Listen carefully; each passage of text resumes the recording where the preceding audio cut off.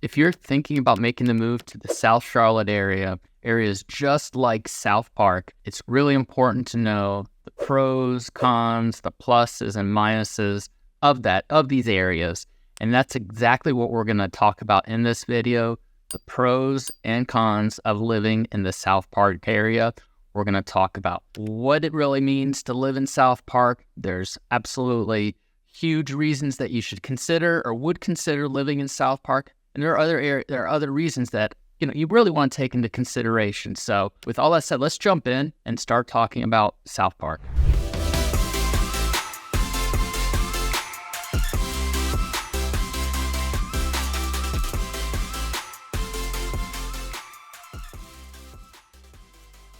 There's quite a few reasons that SouthPark is, without a doubt, one of the most popular areas and comes top of mind when people ask about where are the places to be in South Charlotte, or really Charlotte in general. And the first topic or first reason we're going to talk about that people are gravitating to SouthPark is the location. Located on the south side of Charlotte, just south of Myers Park, which is a very exclusive, high-priced area, but it's just south of there in a mixed community type of development area, whether it's shopping, single-family homes, condos, townhouses, high-end living, all of those things located just south, like I said, of the Charlotte area, within 15 to 20 minutes to get to Uptown, to get to popular areas like South End, like I mentioned, Myers Park, along Providence Road. You're right there, able to get into the thick of things of Charlotte, but not having to be directly in Uptown. So without doubt, the location is a huge positive for people wanting to be in the middle of things, but not having to be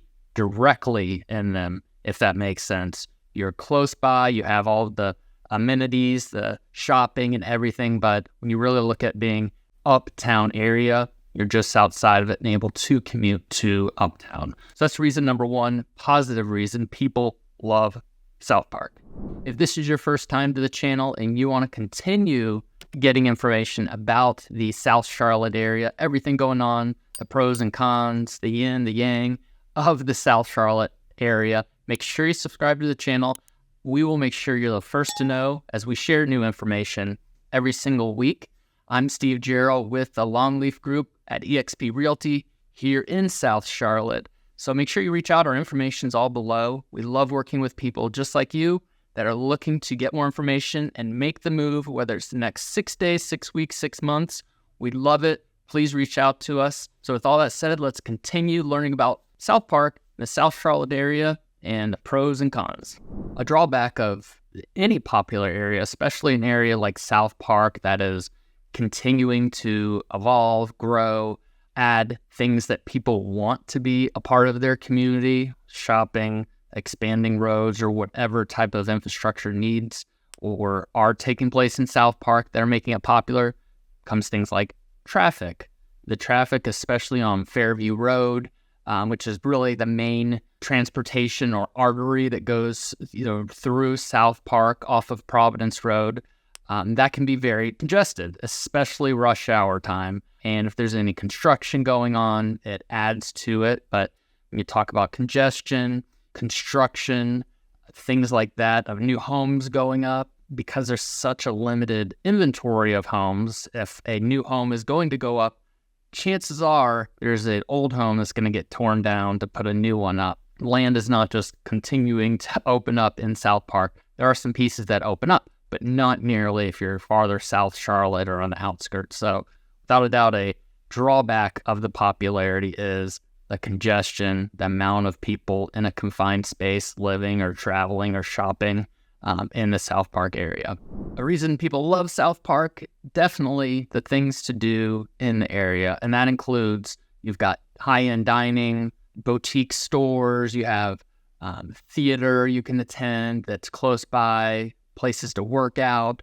We'll start with as far as shopping goes. The SouthPark Mall is a really nice mall. It's nice when they've got an Apple store. They've got Nordstrom, high-end shopping within their mall. Even just adjacent to the mall, you have the Symphony Park, where there's different theater, outdoor venue, events, really nice open space.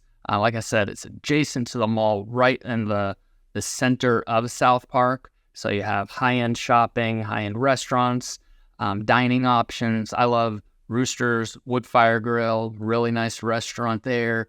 Little Mama's Italian restaurant. There's just a variety of options, aren't just your, run-of-the-mill chain restaurants. Sure, there's just some chain restaurants, but they do have that fine dining, that custom family restaurants that are high-end, that have that quality there in the South Park area. So that's a big reason people love the boutiques, walking outdoor malls in South Park. It all starts with the center there, really at the South Park Mall, and kind of spreading out to different, like I said, those boutiques, as you can see as we walk through some of those, that mix, that multi-use space of, or maybe condos above some of the shopping and restaurants, and you may have single-family homes if you get outside a little bit, but there's always something to do.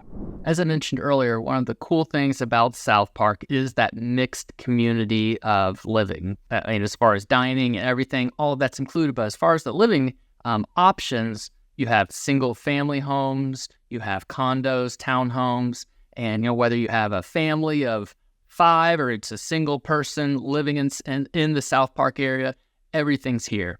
As far as the family element, schools are super important, obviously. And when you're looking at South Park, there are top-notch schools, both on the public school system, public schools that are zoned for the South Park area, as well as private school options. You have Myers Park High School, you have Providence Day on the private school, and just a list of schools that are all highly rated for the South Park area. I mentioned the single-family homes, the condos. These are, you talk about exclusive, nice homes they have that feel, whether they're brand new or they've been renovated or updated. The prices for homes and the desire and the interest for homes in South Park is so high that the people that are really interested in the area, you see a lot of the updating of homes and like I said, building homes in the South Park area because there's such a limited inventory across Charlotte, but especially South Park. That's the reality of living in South Park. We'll talk more about the real estate market, but just as a teaser, the demand for homes, as you would expect, is incredibly high in South Park. So as we look at the real estate market when it comes to South Park, you see an area of high demand and low inventory. As we see the graph here, you can tell that the number of days on the market of homes in the South Park areas continued to go down, and the number of homes on the market also has continued to go down. And we're at historical levels, obviously, from affordability across the United States, but especially in Charlotte, and even more so in South Park. So the numbers that we're looking at combine the median prices of condos, townhomes, and single-family homes. So the price point that you're going to see if you're looking for a single-family home actually is going to be skewed even higher because of those other type of homes that are generally less expensive than single-family homes. But even with all those combined, you're looking at well over $1 million, $1.2 million plus for homes in the area. We're looking at an average in the Charlotte area, $450,000 to closer in that area. So you can tell that you're looking at more than double what that price point is in the South Park area. And that's even really depending on that luxury market in the South Park area that you see just homes just exponentially higher. So depending on that, you see that high demand, high level of challenge when you are bidding on a home or trying to buy a home. So it's really important to have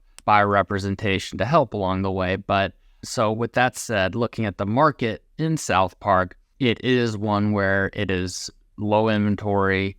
As you can see from our graphs, it's one with prices that have continued to go up. And especially on the single family side, it's a challenge from a price point to affordability. So that's why understanding the market in South Park as a luxury market is really important. So is South Park the right place for you? What do you think of the pros and cons of an area like South Park with so many things to do, but there's also obviously drawbacks with anywhere you go to live? So if you have any questions or just want to learn more about the South Charlotte areas just like South Park, make sure you reach out. We'd love to hear from you. Once again, I'm Steve Jarrell with the Longleaf Group, and until next time, we will see you then.